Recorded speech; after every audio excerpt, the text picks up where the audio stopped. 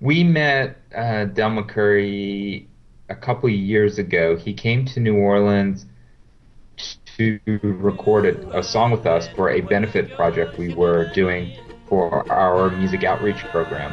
And Mr. McCoury was the first artist who accepted our invitation. And he flew to New Orleans and spent a day with us recording in Preservation Hall. And he had such a great time. The band had such a great time. The energy between the two of us was amazing. We immediately became very close friends, and we started talking about possibly going out and doing more work together. And in fact, just about 2 weeks ago, we recorded an album with Del McCoury and his sons out in San Francisco.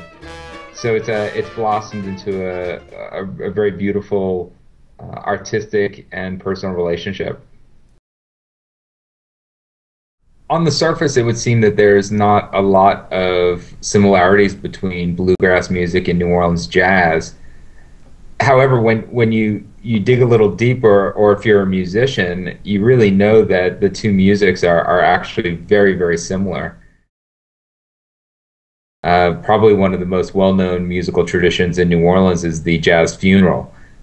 In New Orleans, many of our funerals, particularly those of musicians or people who are well known in the community, their funeral procession is accompanied by a New Orleans band that will march through the streets playing very somber, slow, sad funeral dirges. And the tradition is you will continue playing these dirges until the body has been buried. And once the body's been buried, the band will turn around and start playing a happier number. And people, the mourners, the family, people who are in attendance at the funeral will start dancing and following the band through the streets of the city.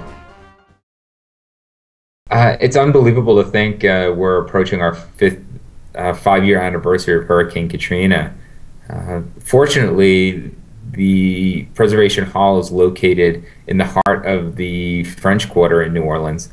And because New Orleans is the oldest section of town, it was built on the highest part of New Orleans. So the French Quarter received very little to no flooding. Most of the damage that we suffered at Preservation Hall was from the high winds and from the rain.